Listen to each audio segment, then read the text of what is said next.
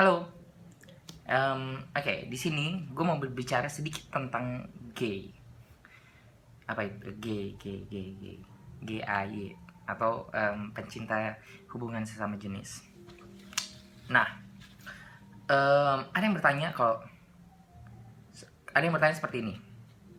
Kenapa sih lo itu sering ke ibadah, terus sering ke gereja ataupun tempat ibadah gitu, tapi lo masih gay gitu, masih mencintai sesama jenis gitu?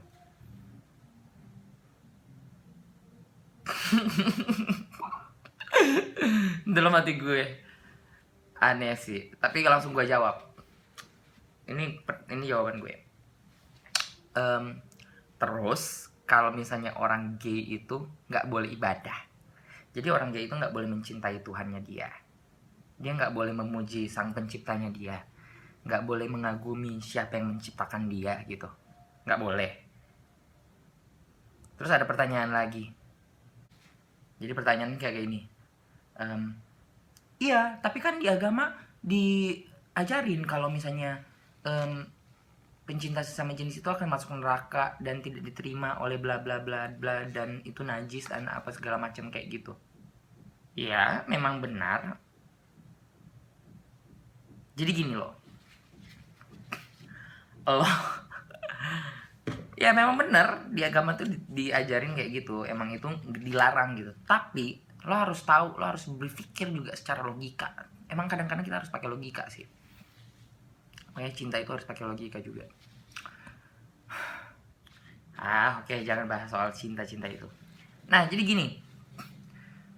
Jadi gay itu ada beberapa. Ada yang dipilih, ada yang memilih. Gitu. Ada yang dipilih dan ada yang memilih. Ada dua. Jadi, kalau yang memilih itu biasanya orang yang secara tidak langsung mencari dan membutuhkan sesuatu. Kayak misalnya dia kekurangan ekonomi, bisa saja dia menjual dirinya dengan menjadi seperti itu. Banyak kok orang-orang di kampung kayaknya, kalau nggak salah tuh beberapa pengalaman gue yang gue lihat di kalau di tempat gue bilangnya, oh dia di ini kok dibayarin ini, dibayarin waria, dibayarin ini, makanya dia bisa hidup, dia gini gini gini gini, pokoknya kayak gitulah, ngerti kan? Jadi orang tuh karena dia kekurangan ekonomi, jadi dia nyari kebutuhan ekonominya dia dengan cara seperti itu. Adapun orang juga yang bisex, yang dia memang suka terhadap keduanya gitu. Gue pikir semua orang udah tahu soal ini, ya kan? Nah, itu yang memilih. Dan yang dipilih itu cenderung orang yang terlahir dari awal dia lahir itu dia udah merasa bahwa dirinya itu memang seperti itu gitu. The gay gitu dari awal gitu, dari lo brojol melek langsung gue gay misalnya kayak gitu. Ya ada yang kayak gitu. Tapi jujur aja sih sebenarnya gue sendiri di saat gue dilahirkan, nggak tahu ya, yang sepengetahuan seingat gue itu dari awal gue lahir, dari sebelum gue TK, gue udah tahu bahwa gue tuh lebih suka ke bagian ini, bukan ke sisi ini. Ngerti nggak? Nah, which is dimana itu gue merasa bahwa ya gue I was born to be a gay gitu. Jadi gue nggak perlu ya khawatir banget tentang kekurangan gue yang orang bilang itu sebuah kekurangan lo sebagai seorang gay. Tapi gimana caranya gue menyempurnakan itu dengan sikap bersyukur dan berterima kasih dengan segala yang udah gue punya gitu. Jadi lo nggak perlu khawatir kalau ya memang banyak sih orang yang menyembunyikan identitasnya dia. Jujur aja ya, ada 7 orang yang deketin gue. 7 orang itu deketin gue sekarang ini ya, bulan apa ini? Bulan tanggal 29 lah ini, pokoknya Juni 2017. Nih, gue ceritain. Ada 7 orang yang deketin gue. 7-7-nya itu udah nikah. Ada salah satu sih, gue malas nyebut namanya, tapi orang Salemba, keren lah dia. Dia udah punya 4 anak, masih muda, masih umur 38. Kenapa dia kayak gitu? Kenapa dia masih deketin gue? dan dia nikah. Apa? Cuman buat apa? Nutupin aib doang. Tahu nggak? Buat nutupin aib doang. Kalau lo mau nikah, ya lo harus memilih. Nah, ini ada sedikit pembahasan tentang menikah. Jadi menikah itu nggak gampang. Bukan cuma lo berdua doang menikah terus udah gitu menjalani hubungan kalian. Enggak. Kalau lo menikah, cowok dan cewek, cewek itu akan memberikan 100% kehidupannya dia ke cowok itu. Otomatis dia akan menyatu dengan lo dan kalian berdua akan saling menyatu.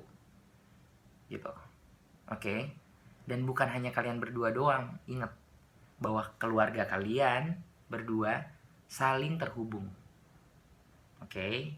Bukan cuma keluarga, tapi teman-teman, sahabat, ataupun apapun itu kalian juga saling terhubung. Jadi kalau ada apa-apa di keluarga kalian, ada terjadi sesuatu, ada terjadi masalah, ya semuanya terhubung gitu, semua tahu gitu bahwa oh dia masalahnya kayak apa sih, kayak gimana sih, semua mempertanyakan gitu kenapa mereka bisa cerai atau apa, ataupun kenapa mereka bisa pisah ranjang atau berantem.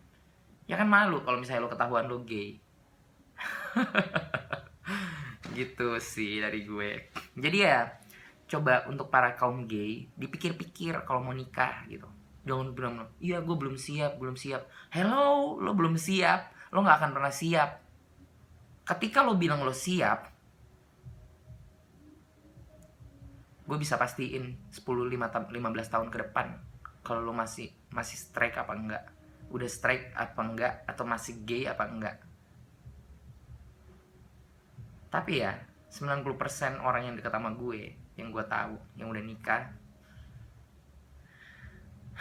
semuanya masih punya pacar di luar. Dan pacarnya itu pria, sesama jenis. Sedih kan? Jadi buat apa? Mending gak usah nikah, gak usah melibatkan orang lain, gak usah merusak kehidupan orang lain. Kalaupun misalnya si cewek itu masih ada kehidupan yang lain gitu, yang lebih layak daripada itu.